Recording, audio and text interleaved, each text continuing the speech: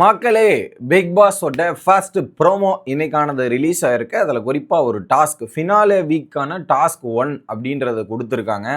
அப்போ இந்த வாரம் ஏகப்பட்ட டாஸ்க் இருக்க போகுது அப்படின்றது இதன் மூலிமா நம்ம தெரிஞ்சுக்கலாம். அதை தாண்டி வீட்டுக்குள்ளே 4 பேர் உள்ளே நுழைஞ்சிருக்காங்க. அதையுமே அந்த ப்ரோமோவில் நம்மளால் பார்க்க முடிஞ்சிச்சு. அப்படி என்ன டாஸ்க்கு, என்ன ஏதுன்றத கொஞ்சம் விளக்கமாக பார்த்துடலாம். சேனலுக்கு புதுசாக இருந்தீங்கன்னா சப்ஸ்கிரைப் பண்ணிடுங்க. வீடியோ பார்க்குற அனைவருமே மறக்காமல் லைக்கும் ஐப்பும் பண்ணிங்கன்னா இந்த வீடியோ பல பேருக்கு போய் சேர்ந்துடும். அந்த உதவியை பண்ணுமாறு கேட்டுக்கொள்கிறேன். இப்போ கண்டென்ட்டுக்குள்ளே போயிடலாம். ஸோ ஃபினாலே வீக் டாஸ்க் 1 அப்படின்றதான். ஸோ கிட்டத்தட்ட இந்த வாரம் வந்து நிறைய விஷயங்கள் நடக்க போகுது.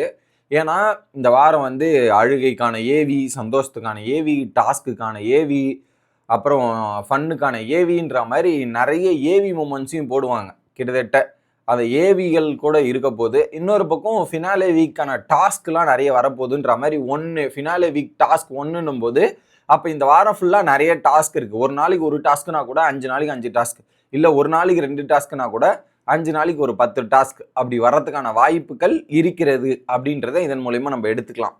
அடுத்ததாக அந்த ஒரு ப்ரோமோவில் 4 பேர் வீட்டுக்குள்ளே நுழைஞ்சிருக்காங்க. பிரஜனு, துஷாரு, கலையரசன், அமித், இந்த 4 பேர் வீட்டுக்குள்ளே நுழைஞ்சிருக்காங்க. நம்ம சொன்ன அப்டேட் கரெக்டாக இருக்கா? கரெக்டாக அந்த 4 பேர். ஓகே, இதில் அமித் தான் இந்த டாஸ்க் லெட்டரை படிக்கிறார். ஸோ உங்களுக்குள்ளே இருக்கிற உண்மையானது. ஸோ இந்த டாஸ்கில் என்னென்னா உண்மையை மட்டும்தான் சொல்லணும்.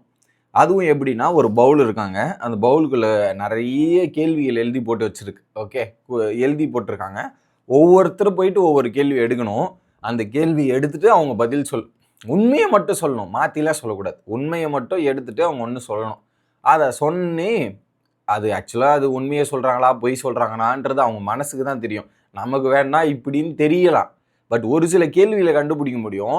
ஒரு சில கேள்விகளில் அவங்களுக்கு சாதகமாக பயன்படுத்திக்கிறதுக்கான வாய்ப்பு இருக்குது. ஓகே, ஃபஸ்ட்டு விக்ரம் போகிறாரு. இந்த வீட்டில் சமையலில் எனக்கு ரொம்ப பிடிச்ச உணவு எது அப்படின்றது தான். இது ரொம்ப அசால்ட்டாக சொல்லிட்டு போயிடுவாங்க. ஓகே, அதில் கனி வச்ச மீன் குழம்பு அப்படின்றது தான். Okay, fine.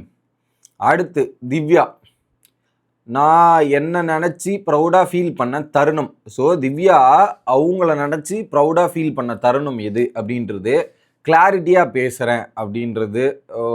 இது இது இது டேரிங்காக சொல்கிறேன். ஓகே, நியாயமாக பேசுகிறேன்னு சொல்லும்போது ஐ ஃபீல் ப்ரௌடு. கிளாரிட்டி, டேரிங்கு, நியாயம், இது மூணுத்தையும் என்ன சொல்லும் போது ஐ ஃபீல் ப்ரௌடு. நியாயமாக ஒரு சில இடத்துல பேசியிருக்காங்க, டேரிங்காக பேசியிருக்காங்க. ஆனால் அந்த கிளாரிட்டின்ற பேரில் ஒன்று பெருசாக பேசுவாங்கல்ல, அதுதான் கொஞ்சம் என்னால் அக்செப்ட் பண்ண முடியல. மற்றபடி பேசுவாங்க, ஆனால் என்ன கொஞ்சம் பெருசாக இருக்கும். கதை ஸ்டோரி பெருசாக இருக்கும். ஒரு நிமிஷம் ஒரு 1 வேர்டு ஆன்சருக்கு ஒரு 2 வேர்டு இல்லை 5 மார்க் ஆன்சர் எழுதுனா எப்படி இருக்குமோ அந்த மாதிரி தான் திவ்யா அந்த கிளாரிட்டி கொடுப்பாங்க. அது கேட்குறதா காட்டி ஆப்போசிட்டில் சுருண்டுருவான் அந்த கேட்டகிரி. அடுத்து சபரி, இந்த வீட்டில் நான் எப்படியோ இதே போல் அக்செப்ட் பண்ணிக்கிட்ட ஒரே நம்பர். ஸோ சபரி மாதிரி இந்த வீட்டில் நான் ஒரு விஷயத்தை அக்செப்ட் பண்ணி ஏற்றுக்கிறேன், ஓகே இது இப்படி தான் அப்படின்ற மாதிரி இருக்குன்னா அதே போல் அக்செப்ட் பண்ணி ஏற்றுக்கிற ஒரு நபர் யாருன்னா கனி அப்படின்றத சொல்லிக்கிறாரு. சபரி எல்லாத்தையும் அக்செப்ட் பண்ணி ஏற்றுக்கிறாரா அப்படின்றது கேட்டிங்கன்னா என்ன சொல்ல, எல்லாத்தையும் அக்செப்ட் பண்ணிக்கிட்டா இருக்கிற மாதிரி தான் இருக்குது. ஏன்னா சபரி வந்து இந்த ஃபார் எக்ஸாம்பிள் இப்போ வெஜ்ஜுன்னு எடுத்துப்போமே, அதில் வெஜ்ஜுக்கு இதுதான்ப்பா அப்படின்னா கேள்விலாம் கேட்க மாட்டான்.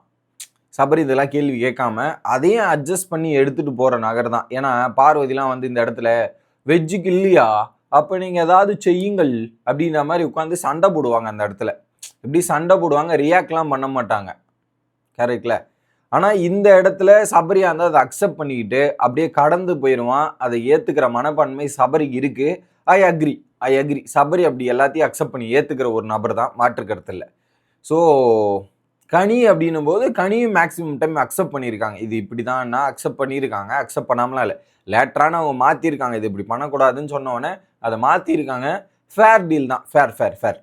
அடுத்து அரோரா, என்னோட பிக்கெஸ்ட் வீக்னஸ் இதுதான் உணர்ந்த தருணம். எப்படி என்னோட பிக்கெஸ்ட் வீக்னஸ் இதுதான் உணர்ந்த தருணம். ஓகே, அப்போ என்ன வந்து சொல்கிறாங்க, அரோரா அப்படி வந்து துஷார் அப்படின்ற மாதிரி துஷாரை பார்க்குறாங்க. துஷாரை தான் சொல்ல வராங்க மாதிரி அப்படி இருக்குது. எல்லாரும் அப்படியே ஷாக் ஆகுறாங்க. ஓகே, இது ஒன்று. இதில் இன்னொரு விஷயத்தை நோட் பண்ணிக்கலாம் மக்களே. Vikram first, Divya second, Sabari third, Arora fourth, இந்த ஆர்டரில் தான் வந்திருக்குது.